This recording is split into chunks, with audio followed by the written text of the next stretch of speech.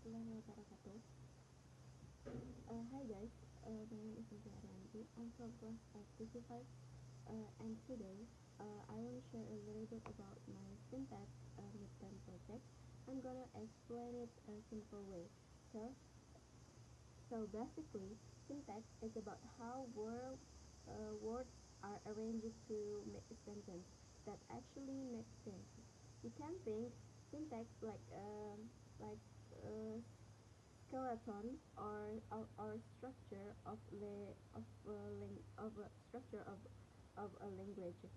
It holds everything together. For example, if I say like my friend like music, that sounds normal, right? But if I say friends my like music, it sounds totally wrong.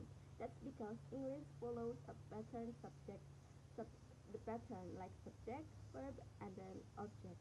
So yeah, syntax help us know the correct order to make sentence meaningful and grammatically correct.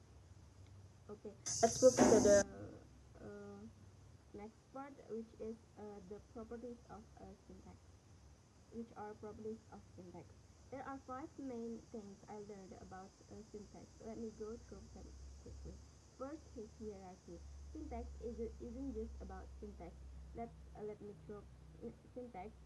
Not isn't just about the word order. It's about how words group together into phrases. For example, the man with the blue umbrella smiled. The phrase with the blue umbrella goes with the man, not smiled. So, meaning depends on structure, not just the order. The second is recursion.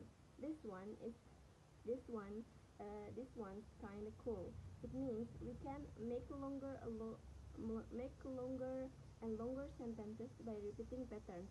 Like, I know that my sister said that her friend thinks that we should go. You can keep adding that forever. Pretty crazy, right? And then the third, we have a dependent. Grammar rules depends on structure, not word count. For example, the cat boy carried ran away. It's fine, but the boy carried it ran away sounds wrong. That it shouldn't be there. The fourth, we have a word order. We have word order restriction. Each language has its own order. English uses subject, verb, and object, and if we change that, it's gonna sound weird or confusing. And the last, we have grammatical competence. Native speakers can make new sentences easily because they already have grammar knowledge in their mind, even if they've never heard the sentence before. Okay, we move to the second part is 10 authentic sentence. In my project, I used 10 simple sentences from English grammar in USA. Some examples are so I I took three examples for the next part, which are the first is the teacher explained the lesson clearly. The second is the dog sleeps under the table, and the last one is the girl is reading a new book in the library. They are just simple sentences, but they are help show how syntax word is real use. So we move to the lexical and grammatical categories. So I picked one sentence, which is the teacher explained the lesson clearly. Let's break it down in a real quickly. The the is the determiner or article. Teacher is a noun or a subject, and explains is the verb in the present tense, and the lesson is noun, the the object, and the clearly is an adverb that tells how the action happens. So yeah, you can already see who does the action, what being done, and how it's done. And the next we have parameter for categorization. Then, in here I analyze each word from three sides: is the morphological or the form, syntactic or the function, and semantic or the meaning. For example, explains has the s ending because it's present tense, and clearly end with L W L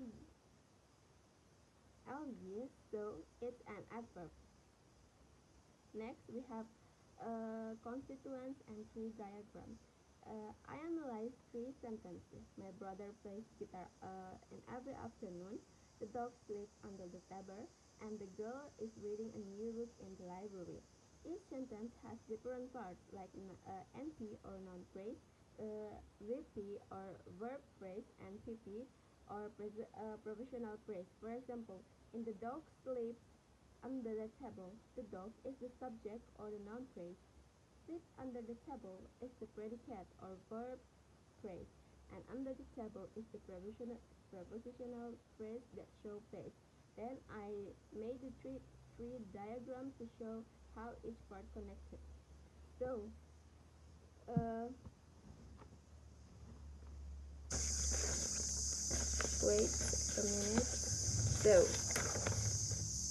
this is a diagram tree I made for the dog sleeps under the table.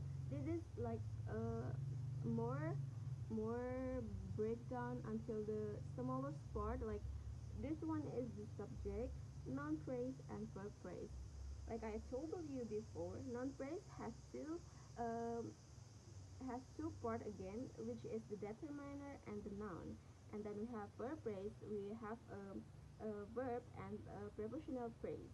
And then in the prepositional phrase, we break down into two part again. Um, uh, is the this and the noun phrase number two. And we have a noun phrase again. We break down it again into the determiner and the noun. So this word, the dog sleeps under the table, has this um, has this diagram tree. Like we break down it into smaller parts like this that carry meaning together and together and has the meaning. Okay. Okay. Next, we have constituency test. I did some constituency tests to check which word belong together. The first is the substitution test. You can replace a phrase with single word, and if it still makes sense, it's a unit like my brother become or she, or either every afternoon.